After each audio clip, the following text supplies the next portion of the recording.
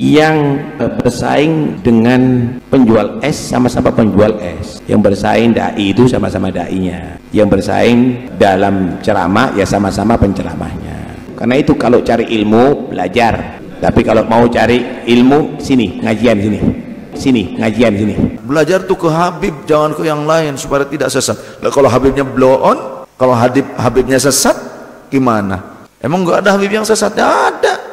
Awas, hati-hati ini doktrin ya, awas. Wah, itu doktrin itu. Ya sudah, terserah. Saya ngajak yang baik. Ente mau katakan doktrin atau apa? Oh, nanti kamu akan menjadi budak-budak, jongos-jongos. Silahkan Anda akan berkomentar. Nggak ada. Ada orang yang berdoktrin kalau ngaji itu ke Habib supaya tidak sesat katanya. Nah, kalau Habibnya sesat gimana? Segala sesuatu yang jelas kalau diperdebatkan menjadi nggak jelas. Karena itu Nabi SAW menyatakan, ma dhalla qaumun ba'da hudan illa kanu utul jadal. Tidak ada manusia menjadi sesat setelah dia tadi itu tahu kebenaran kecuali karena banyak debat. Nanti sholat diperdebatkan. Kesesatan itu terjadi setelah jelas karena banyak debat. Ketika sudah punya jamaah, ke kiai nginjek sekarang, ke kiai ngecek sekarang. Katanya kakek buyut kami, datuk kami, kata turunan Yaman nih, datang ke Indonesia bukan untuk menjajah kalian.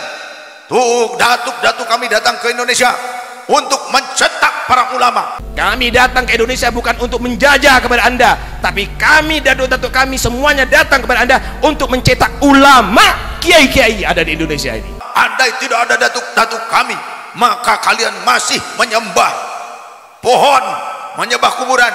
Kalau nggak ada para habaib ini, kita orang nggak bakal kenal Islam. Kita masih nyembah pohon kalau nggak ada para habaib, betul? Kalau tidak ada para habaib, para masyayikh yang datang dari Arab ke Indonesia, maka kita masih nyembah pohon. Kalau nggak ada habaib, mungkin si Fuad itu masih nyembah pohon. Sia nu ngomong kia, dengekan ku kebersia. Memeh imigran Yaman ke Indonesia, para wali turunan Rasul geus datang ke Nusantara tanpa perang, tanpa menghinakan anak bangsa pribumi ataupun bumi putra. Mereka sudah menyebarkan Islam dan berhasil mengislamkan Nusantara. Yang merusak ilmu itu orang yang tahu ilmu. Yang mempermainkan hukum itu orang ahli hukum. Yang malpraktek itu adalah dokter. Kalau orang bukan malpraktek, kalau orang bodoh pasar atau praktek, ya pasiennya yang keliru. Hal biasa itu. Kalau sudah jelas kenapa harus berdebat. Andaikan para wali Songo tidak lebih dulu datang ke Nusantara, niscaya kalian imigran Yaman tidak akan diterima di Indonesia, karena kalian cuma menggadang-gadang nasab kalian saja. Itu biasa, tinggal kamu merasakan mana yang nikmat, mana yang nikmat, mana yang halal, mana yang baik, tinggal kamu yang pilih. Tidak ada yang lanjut, biarlah. Tapi tidak mungkin, wallahu ghalibun ala amri. Allah pasti menjadikan yang terbenar, yang diridhoi oleh Allah pasti akan, itu adalah unggul. Ini banyak sekarang doktrin yang supaya umat masyarakat Indonesia ini menjauhi para ulama, para kiai yang jelas mereka sanad ilmunya, kemampuannya, kealimannya. Bahkan di antara para kiai, para ulama itu juga mereka keturunan Rasul, zuriyah Rasul juga. Dari jalur laki-laki ataupun yang perempuan juga ada semuanya di Indonesia. Cuma mereka nggak melabelkan diri Habib, menutup. Kebanyakan mereka masih menutupi nasab-nasab mereka dengan ketawaduan. Mereka cuma menonjolkan keilmuan, kealiman. Silahkan. Anda mau berusaha, silahkan sekuat Anda, dan yang bayar kalau ada bayarnya, silahkan keluarkan banyak duit Anda, tapi Anda tidak akan bisa meruntuhkan kebenaran dari Allah, nggak akan bisa. Silahkan, dan itu bukan hal yang baru, itu juga dari dulu juga ada, nggak ada masalah, biasa lah itu, biasa. Ketika ada anak-anak turunan Yaman yang baru beberapa generasi di Indonesia dengan memakai nasab mereka yang ternyata untuk mengkerdilkan teman-teman atau saudara-saudara bumi putra, maka enyah saja dari Nusantara, pergi ke sana, ke Yaman, tempat leluhur kalian. Usir saja yang seperti itu. Ada orang dia tadi itu terpengaruh, ada orang dia itu mempengaruhi. Ketika menjadi jelas bahwa itu tidak benar, ya orang akan berubah lagi. Udahlah, biasa aja, biar nanti orang akan tahu dengan sendirinya. Bohong ditutupi, tambah bohong, tambah bohong, tambah bohong, lama-lama oh pendusta ini, orang akan tahu nanti. Bagi kita kaum Bumi Putra, wahai saudara-saudariku, jangan mau diperbudak dengan gaya perbudakan model baru yang mengatasnamakan atau menggunakan nasab yang tujuannya untuk memperbudak warga Bumi Putra yang dilakukan oleh mereka anak-anak turunan imigran Yaman ataupun Arab. Siap sweeping mereka, siap hantam mereka, siap kejar mereka, siap hajar mereka. Mereka juga pernah mengatakan dalam orasinya di Monas, wahai kalian, kami ini majikan kalian, kami ini pemilik bangsa ini, maka kalian harus nurut kepada kami. Pret. Siap bersama habaib, siap dukung Ba'alwi, siap sikat bekal-bekal nasab. Takbir. Tentang imam besar imam besar apa? Ibelis, imam besar belis. Lah bagaimana enggak imam besar? Lawang dulu Azazil itu sampai menjadi pimpinan para malaikat, betul tidak? Maka ketika Allah mengusirnya dari surga, iblis menyalahkan Gusti Allah. Lantas iblis ngancem-ngancem. Dia yang melakukan kriminal, Allah sang Khalik yang dituduh mengkriminalisasi. Dia yang melakukan kriminal, TNI, Polri dan pemerintah yang dituduh mengkriminalisasi. Saya tantang para bekal nasab, hei Yahudi pesek yang mengancam ingin mensweeping Ba'alwi, sweeping saya di mana saja saya berada. Kalau kau punya nyali, kau punya keberanian, sweeping. Namun ayat mereka yang membanggakan nasabnya dan mengintimidasi kita warga Bumi Putra yang seperti itu, satu kata sesuai komando saya, lawan. Demi Allah, saya akan hadapi mereka sejengkal pun tidak akan mundur. Di mana saja kalian mau sweeping, saya akan hadapi mereka. Takbir, takbir. Kalau kalian pergi ke sana, kami terima kasih. Kenapa? Indonesia sudah barokah sejak zaman dulu, sejak zaman sebelum kakek kalian datang ke Nusantara ini. Barangkali kalau kalian pulang ke Yaman, ke Arab, negeri kalian lebih butuh pencerahan kalian, karena di sana negeri kalian masih saja perang saudara, betul? Kami yang ada di Indonesia ini sudah hidup dalam keadaan nyaman, aman, tentram. Maka jangan kotori Nusantara ini dengan politik agama, dengan politik yang mengatasnamakan agama, tapi tujuannya ujung-ujungnya adalah kekuasaan. Istilah Habib ini familiarnya di zaman apa? Baru belasan tahun lah. Bahkan dulu pernah kurang lebih tahun 83 atau 93, tahun 93 itu ketua MUI yang dari Muhammadiyah, yang Asrobi Aswajar Rasa Wahabi gitu loh. Jadi ketua MUI pada saat itu tahun 93 kalau nggak salah, Hasan Basri. Ya, Hasan Basri, Haji Hasan Basri itu ceramah terbuka, bahkan dimuat di surat-surat kabar. Ceramahnya ceramah kenegaraan pada saat itu, menyatakan bahwa keturunan Rasul SAW tidak ada, karena dari perempuan. Rame Habib minta tolong ke kiai-kiai NU, karena saat itu kurang penghormatan kepada Habib-Habib itu kurang sebetulnya. Maka yang tampil di tengah-tengah masyarakat yang keliling diantaranya Sayyid Syarif Abdurrahman Wahid. Gus Dur itu turunan Rasul, pancer dari laki-laki. Hadratus Syahim Asy'ari itu turunan Rasul, pancer dari laki-laki. Salah satu keturunan dari Wali Songo. Beliau yang keliling kemana-mana, juga para kiai, karena Habib minta tolong. Kalian para kiai katanya, begitu ya. Kalian para kiai jangan diam saja. Kalau diam saja rugi bagi kalian. Nah, biasanya kalau udah terdesak minta tolongnya ke kiai juga. Ya, tapi Ketika sudah punya jamaah, ke kiai nginjek-nginjek sekarang, ke kiai ngecek-ngecek sekarang. Katanya kakek buyut kami, datuk-datuk kami, kata turunan Yaman nih, datang ke Indonesia bukan untuk menjajah kalian. Tuh, datuk-datuk kami datang ke Indonesia untuk mencetak para ulama. Andai tidak ada datuk-datuk kami, maka kalian masih menyembah pohon, menyembah kuburan. Sia nu ngomong kieu dengekeun ku kebersia memeh imigran Yaman ke Indonesia, para wali turunan Rasul geus datang ke Nusantara tanpa perang, tanpa menghinakan anak bangsa pribumi ataupun bumi putra. Mereka sudah menyebarkan Islam dan berhasil mengislamkan Nusantara. Betul. Andaikan para wali Songo tidak lebih dulu datang ke Nusantara, niscaya kalian imigran Yaman tidak akan diterima di Indonesia, karena kalian cuma menggadang-gadang nasab kalian saja. Betul.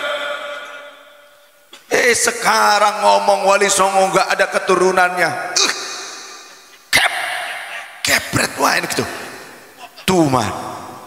Setuju? Awas, hati-hati. Kalau ada orang zaman sekarang tinggal di Indonesia dan baru beberapa generasi keturunan, kemudian menyombongkan nasab mereka, lantas mengintimidasi umat yang merupakan bumi putra Indonesia.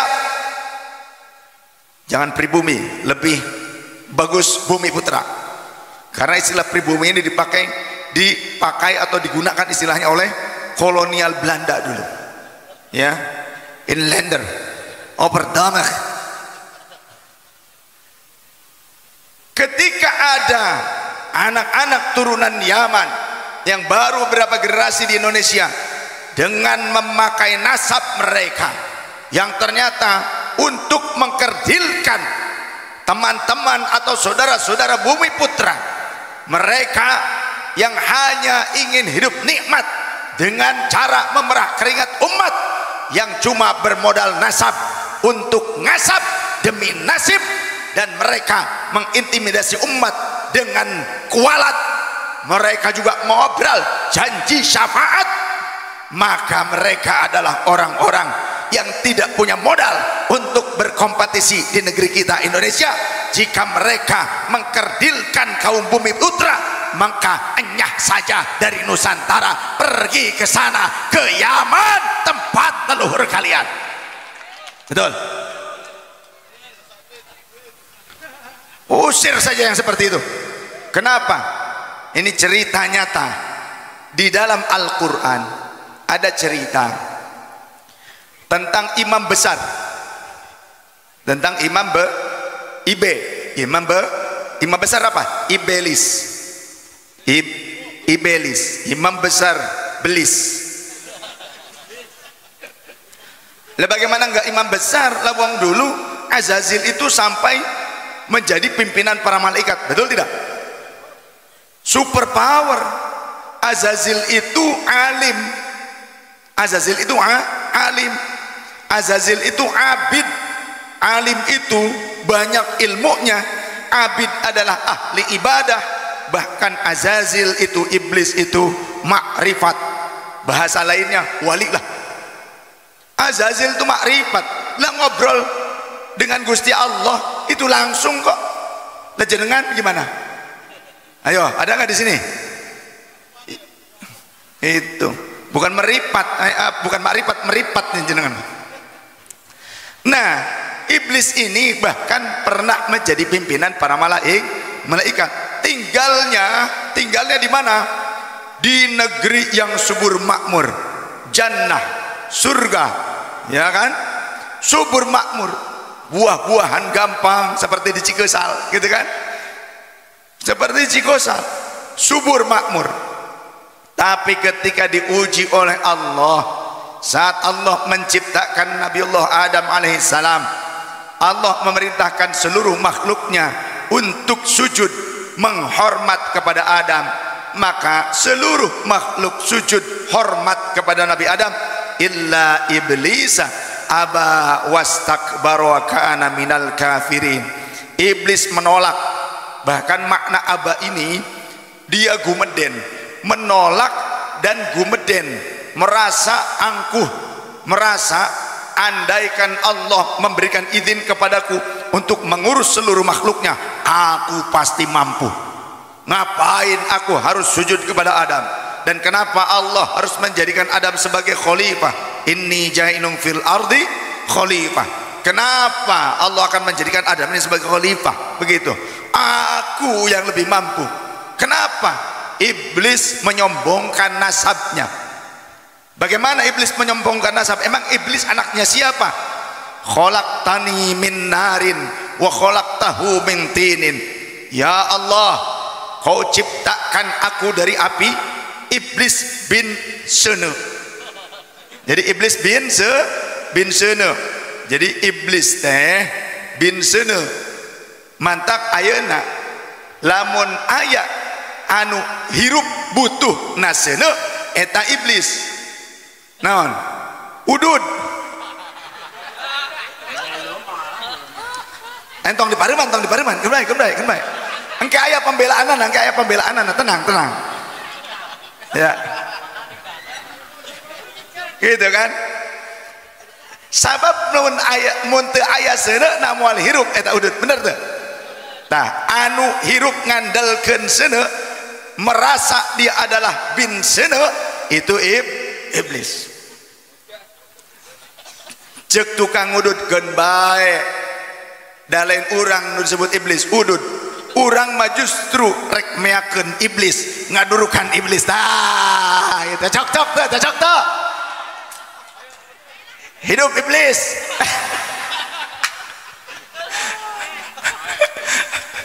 Aduh, hidup udud lah.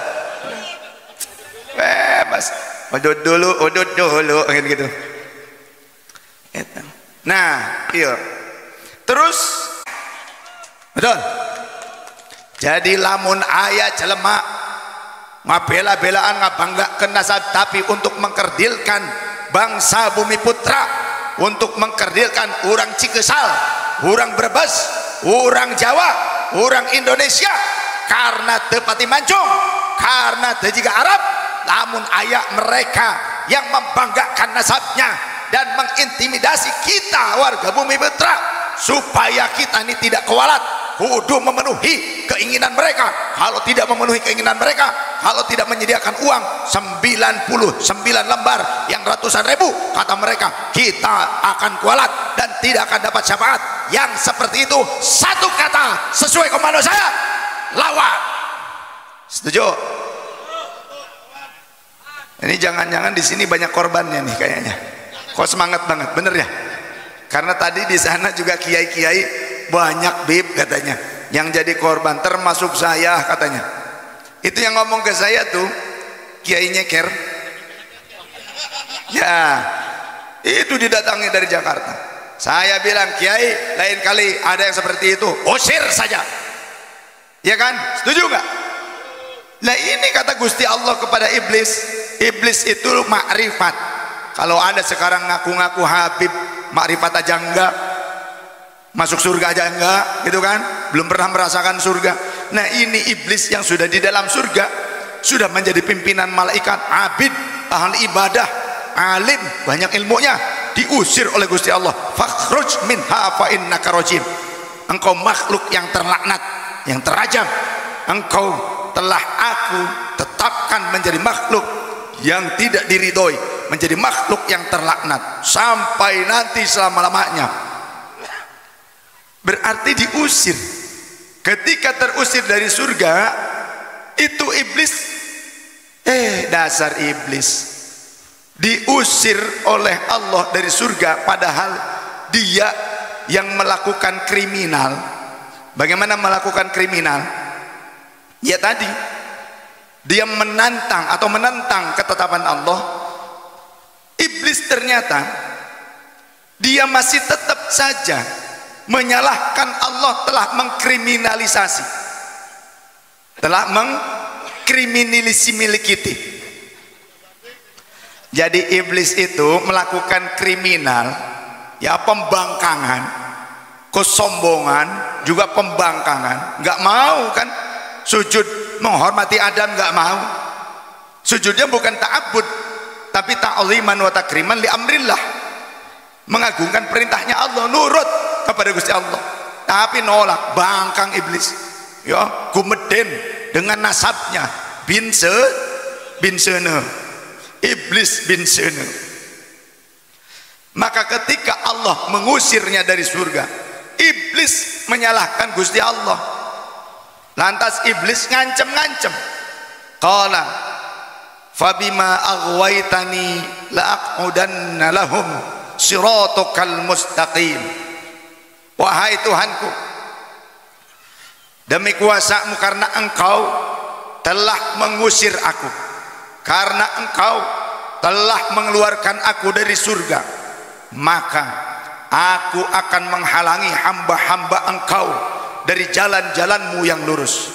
Maka aku akan menyesatkan manusia. Ya Allah, wahai Tuhan, karena Engkau telah mengkriminalisasi aku. Kata iblis, mengapa mengkriminalisasi gitu ya. Katanya Allah telah mengkriminalisasi. Dia yang melakukan kriminal, Allah sang Khalik yang dituduh mengkriminalisasi. Dia yang melakukan kriminal, TNI, Polri dan pemerintah yang dituduh mengkriminalisasi. Ayat nu kitu aya. Nu dia nunuturkeun ayat.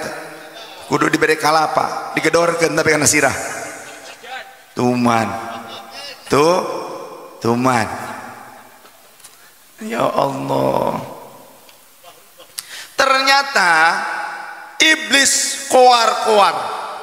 Iblis memprovokasi, menghasut sana sini, termasuk kepada Abah Adam dan Emak Hawa. Abah Adam dan Emak Hawa. Nih damdi. Kenapa coba dam? Teterang. Kunaon gitu, Kang? Nyebut akang. Kan senior gitu kan. Kunaon gitu, Kang? Gitu, Kang ajengan gitu kan. Nah ajengan atau iblis ajengan, ya. Kunaon gitu, Kang? Ye, eta teh sebenarnya lamun anjeun nuang eta buah khuldi, eta buah khuldi teh buah keabadian. Lamun anjeun neleg eta buah khuldi, nuang eta buah khuldi, anjeun bakal jadi makhluk anu abadi. Jadi salaresna mah Allah teu berkenan anjeun jadi makhluk abadi juga kami. Geus pada mah dahar we dang. Yang pamajikan ente dahar we eta buah khuldi teh, malah juga kami jadi makhluk abadi. Nah naonan maneh aya di surga tapi terjadi makhluk abadi karena naon cenah gitu. Nyerakeun gitu. Jadi menghasut. Si iblis ini menghasut nih Ajazi. Akhirnya Nabi Allah Adam terpengaruh. Maka Nabi Allah Adam dan Ibunda Hawa memakan buah kulit tersebut. Karena apa? Provokasi dari iblis bin Sene. Akhirnya apa yang terjadi? Maka Nabi Allah Adam pun seolah-olah terusir dari surga bersama Ibunda Hawa, bahkan dipisahkan jauh tempatnya, bahkan dalam keadaan telanjang bulat, tidak pakai selembar pakaian pun Allah menurunkannya ke bumi pada saat itu.